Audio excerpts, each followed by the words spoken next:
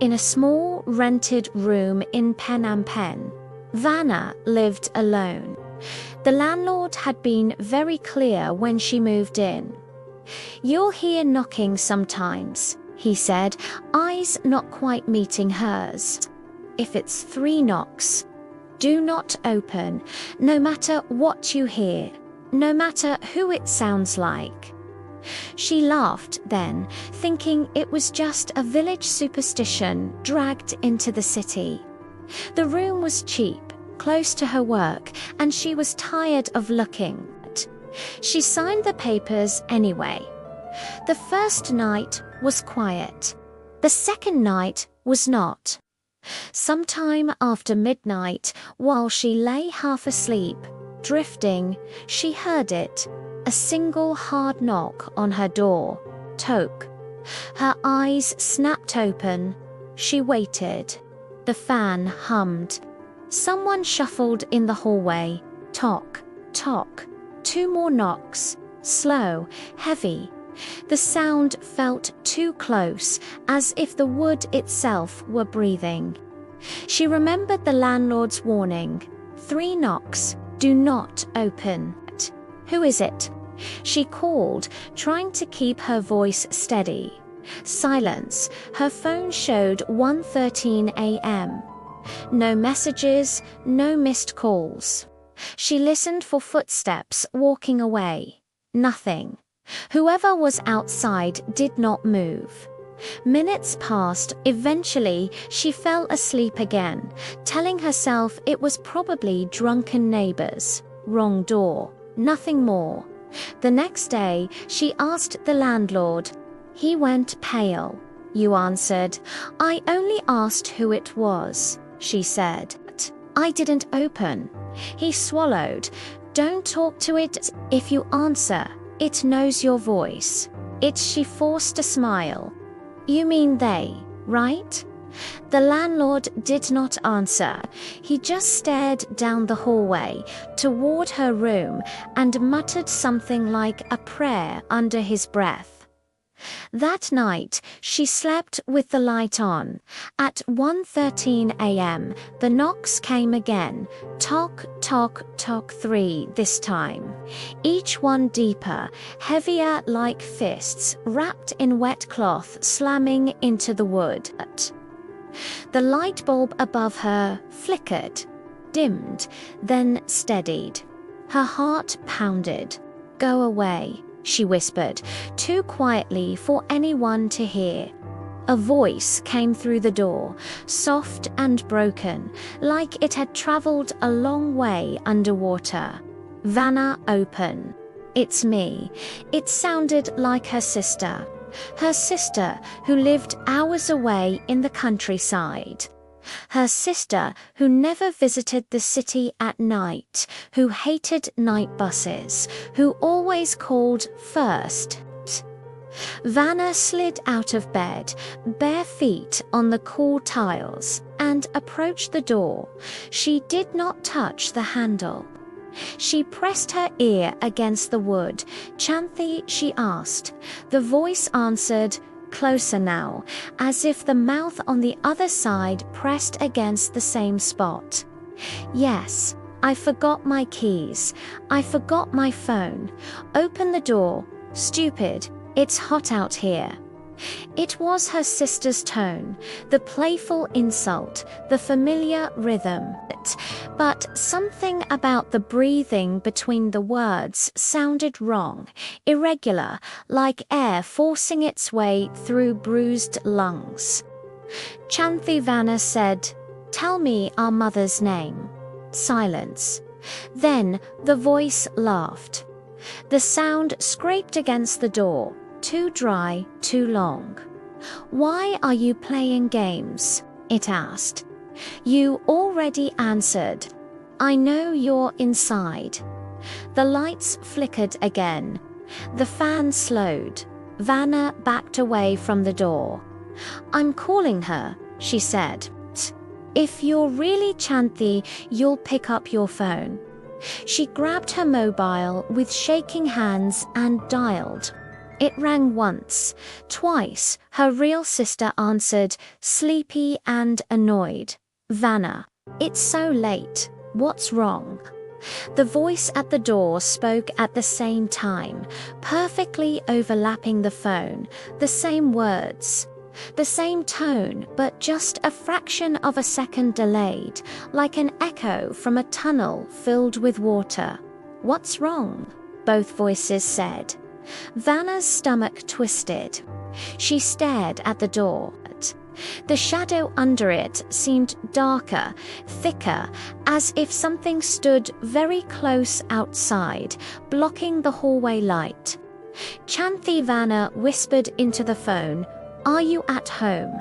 "Yes," her sister replied. "I'm in bed. Why is your voice shaking?" Outside, the thing knocked again. Toke, toke, toke. Slow, patient. "Your lights are very bright," the hallway voice said. "Turn them off. Open the door. It's late. You shouldn't be alone." On the phone, Chanthi's voice grew worried. "Vanna, don't open the door. I'm serious. Go wake your landlord. Right now." The knocking stopped. "You don't need him," the voice outside said, listening through the wood. "You have me. I'm your family. I came all the way here for you." Then, very softly, it dragged something heavy down the length of the door. Nails, or fingers, or bone. The sound made her teeth hurt. Scrock, Vanna backed all the way to her bed. She did not dare take her eyes off the door. "Vanna," the outside voice whispered now, no longer pretending. It sounded like many voices layered together, all speaking through the same wet throat. "Do you know why the rent is cheap?" She did not answer. "It's because the last girl opened." The doorknob trembled, turned left, right. The door rattled in its frame, but the cheap metal lock held. For now, 3 knocks, it sighed. That's the rule. It was only once, before. But she talked to me. She listened. She cried. I almost had her. The landlord changed the lock, changed the room, but I still remember. I remember her voice. I remember the way she screamed when the lights went out. Everything plunged into thick, smothering darkness. Her phone screen, the only glow, suddenly died at 1% battery, as if something had pinched the power out of it. Now she could not see the door at all. Vanna sat on the bed, every muscle locked, listening. No fan, no hum, no traffic. The city felt erased, just breathing, right on the other side of the thin wood. Slow, wet, patient, knock, knock. It whispered, "Ask me in. Say, come in. If you ask me, I don't need the lock." She pressed her hand over her mouth, afraid she would make any sound her teeth might betray. Minutes stretched like hours. At some point, very far away, she heard another door open down the hall. The landlord's voice, groggy, muttering. Footsteps. The breathing at her door stopped. Something dragged itself away down the corridor as if pulled by invisible chains. She heard low, frustrated growls, almost too quiet to notice. Then, nothing. The power flickered back. The fan coughed and spun. Her phone rebooted, battery suddenly at 5% again. The time was now 2:07 a.m. When the landlord came to check on her, she refused to open at first. "Say my full name," she demanded through the door. "And tell me what you told me the first day." He did. His voice shook. When she finally opened, his face looked even older than before. "You answered it," he said. "Not a question." She nodded, eyes burning. "Why 3 knocks? Why that rule?" He hesitated, glancing at the empty hallway behind him. "Because 3 means it knows you're listening," he said quietly. "1 is searching, 2 is choosing, 3 is claiming. If you open after 3, it doesn't just come in, you let it stay." He walked to her doorframe and ran his fingers over the inside of the wood, near the lock. There, almost invisible unless you knew to look, were deep scratches. Long, thin, desperate lines where fingers had clawed from the inside. The last girl opened, he said. She tried to shut it again. She never got the chance.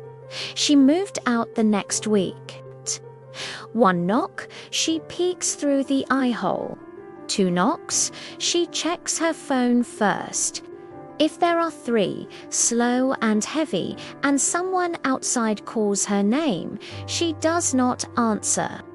She doesn't care if it sounds exactly like her sister, her mother, her best friend, or even herself crying behind the door. Because once you answer, it knows your voice, and it never forgets.